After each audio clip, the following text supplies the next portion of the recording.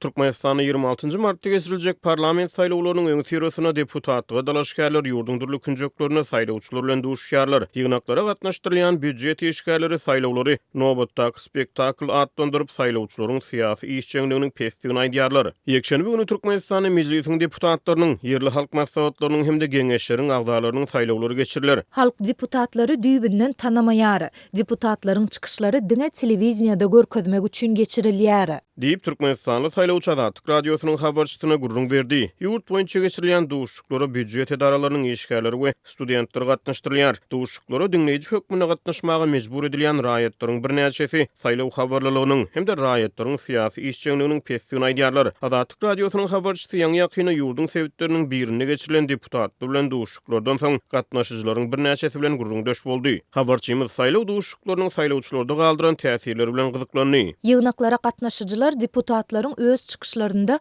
nämeler barada gurrun berýändikleri barada, olaryň öz öňlerinde goýan maksatlary barada gurrun berip bilmediler. Diýip Azatlyk radiosynyň habarçysy aýdýar. Ýygnakdan çykýan adamlar ýagdawlyk beýan edýärler. Şol bir wagtda Azatlyk radiosynyň söhbetdeşleri deputatlyga dalaşgärleriň saýlanyp seçilmeginde we olaryň deputatlygy hödürlenmeginde korrupsiýanyň, para peşkeşiň rol oýnaýanyny aýdýarlar. Kim köp para, pul beren bolsa, şolar deputat orunlaryny satyn alýarlar. Deputatlyk gazanylmaýar, satyn alynýar. Diýip bir näçe raýat Azatlyk radiosynyň habarçysyna gurrun berdi. Azatlyk radiosy bu maglumaty garaşsyz tasdikladyp bilmedi. Şeýle-de redaksiýa degişli öňe sürmeler boýunça Türkmenistanyň Merkez Saýlaw Komitetiniň kommentary alyp bilmedi. Türkmenistanyň saýlaw resmileri deputatlyga dalaşgärleriň hödürlenilmegi barada aýdylanlar boýunça beýanat bermeýärler. Türkmenistanyň Merkez Saýlaw topory nowatdaky saýlawlar raýatlaryň syýasy işçiliginiň derejesini ýene bir gedek dünýä aýan etjek syýasy waka öwürler diýär. Resmi habarlara görä Türkmenistanyň Demokratik Partiýasy, Senagatçylar we Telekeçiler Partiýasy, Agrar Partiýasy we raýat toporlary saýlawlara dalaşgärleri hödürledi. Saýlawlara dalaşgärleri hödürlemek işleri 25 ýanwar 24 fevral aralygyna dalaşgärleri Merkez Saýlaw topor tarapyndan belli almak işleri 4 fevral 28 fevral aralygyna geçirildi.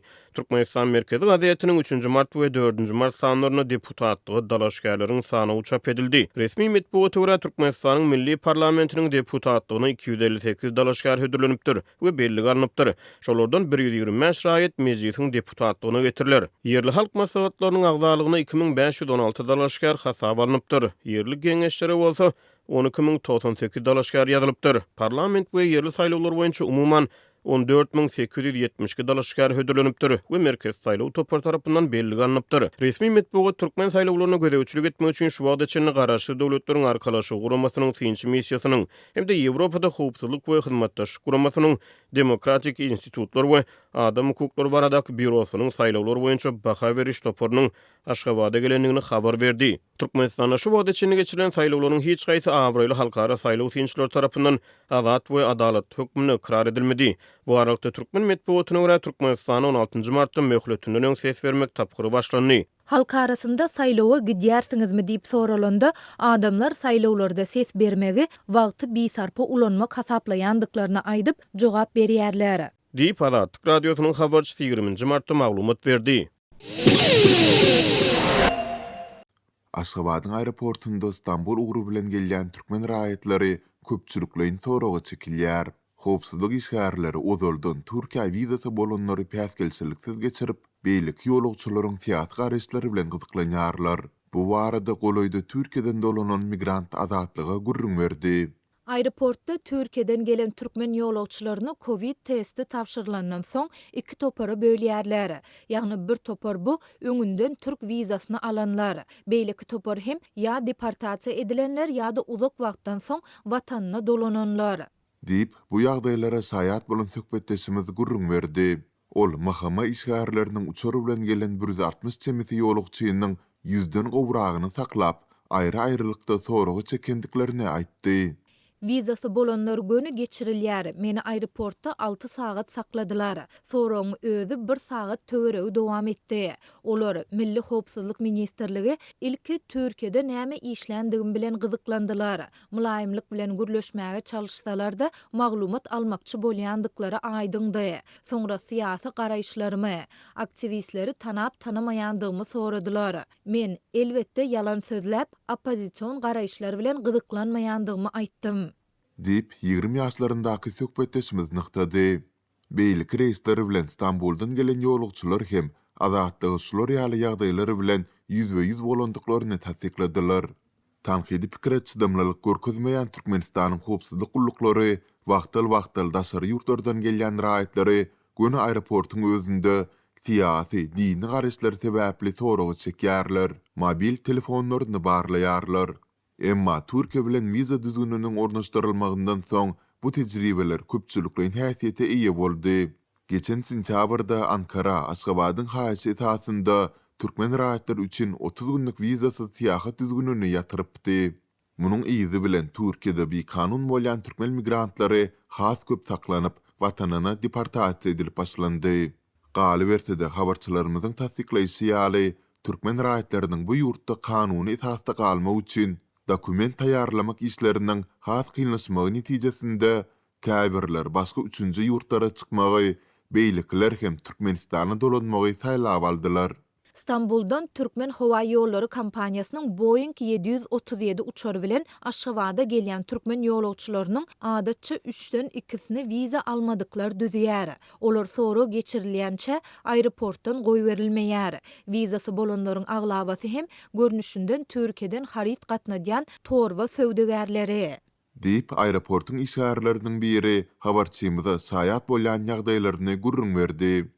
Bu ağırlıkta viza düzgününden soň Türkmen raýatlarynyň Türkiýe syýahat etmek mümkinçilikleri hem hasda kynlaşdy. Aşgabatdaky Türk konsullugundan Türkiýe viza açdyrmak üçin ýüz tutulan vizanyň görnüşine görä 20 töwerege resminama talap edilýär. Şeýle-de munyň bilen bagly çykdyjylar gara bazyryň narhy bilen $1000 çeline ýetýär. Habarçylarymyz Türkiýe vizany esasan hem onuň uzak möhletleýän görnüşine harit gatnaýan söwdegärleriň oňurjandygyny belleýärler. Emma Türkmen häkimetleri viza alnandan soň hem berja etmeli gosmaça talaplary girizdiler. Uzak, ýagny 3 ay we 1 ýyl möhlet bilen viza alanlar her 3 aýdan Türkmenistana giriş etmeli. Migrasiýa ýoksa soňundan olara 10 ýyl möhlet bilen ýurtdan çykmazlyk barada möhür basyljakdygyny duýdurýar. Bu oku maksatly viza alan raýatlary değişli däl. Deyip bu ýagdaýlardan habarly ýene bir söhbetdeşimiz aýtdy. Ýöne türkmen raýatlary üçin türk vizasyny ýa-da islendik ýurduň vizasyny almak diýmeklik elmydamy ýurtdan päsgilçiliksiz çykmaklygyna ruhsat beriljekdigini aňlatmaýar. Ýurdun güýjedarlary wagtal düşündürs bermezden raýatlaryň ýurtdan çykmagyny eden etdilikli qadagan edip bilýär. Sol bir wagtda daşary ýurtlardan gelýän türkmen ýolagçylary aeroportyň özünde talap edilýän Covid testiniň töweregindäki alym berimden hem şikaýet edýärler. Pandemiýa çäklendirmeleri ýatyrylsa-da Türkmenistana daşardan gelýän ýolagçylar 120 manat töläp Covid testini tapşyrmaly. Testiň negativ netijesi bolmazdan aeroportdan çykarmaýarlar. Garaz test alýanlaryň jübüsine 20 manat goýsaň, testiň netijesini 1 sagada ýetirmän berýärler. Bolmasa-da ençeme sagatlap garaşdyryp bilýärler. Deyip ýakynda Türkiýeden dolanan söhbetdeşimiz belledi. Türkiýe viza düzgüniniň ornaşdyrylmagyndan ozal Türkmenistanlylaryň zähmet migrasiýasy üçin taýlap alan esasy uğurlarynyň biridi. Türkiýanyň migrasiýa gullugynyň soňky sanlaryna görä ýurtda Türkmenistanyň 200 000den aşar raýaty kanuny esasda ýaşaýar. Emma habarçylarymyz bu ýurtda bir kanun ýagdaýda ýaşaýan türkmenleriň hem has köpdigini aýdarlar.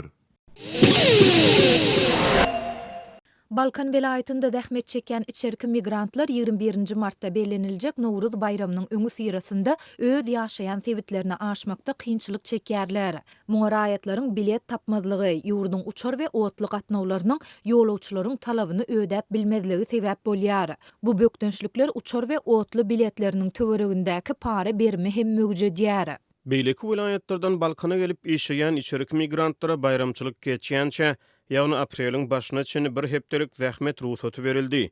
Uçur we otly biletleriniň tapdyrmaýanlygy sebäpli olaryň köpüsi öz welaýatlaryny aşmak üçin ýurdun howa ýollary ýa-da demir ýollary gullugynyň işgärlerine ýa-da araçlara para bermeli bolýar. Dip Adatlyk Radiosynyň Sebitdäki habarçysy 20-nji martda aýtdy. Ýurdun dürli welaýatlarinden Balkana gelip işleýän içerki migrantlar newit gaz, sowda, guruluşyk, syýahatçylyk puwdoklarynda şol sanda jemaat hojalygy gullugynda, deňiz portunda, mehmanhanalarda we öýlerde kömekçi bolup işleýärler. Habarçy olaryň sanynyň 30 000-den aşýandygyny çaklaýar. İçerki migrantlar Balkandan Mary, Lebap we Daşowut welaýatlaryna aşmak üçin uçorda ýa-da Otluda ilki paýtaht Aşgabatda, soňra bu ýerden öz sebitlerine gitmeli bolýarlar. Türkmenistanda pandemiýa çäklendirmeleriniň arasynda 2020-nji ýylyň ýaz paslynda Balkandan beýleki welaýatlara göni uçor we otly gatnawlary ýatyrylypdy. Ýurtda bu çäklendirmeleriň aglabasynyň gowşadylandygyna garamazdan bu gatnawlar henizde dikeldilmeýär. İçerki migrantlaryň öz welaýatlaryna göni gatnawlar arkaly gidip bilmezligi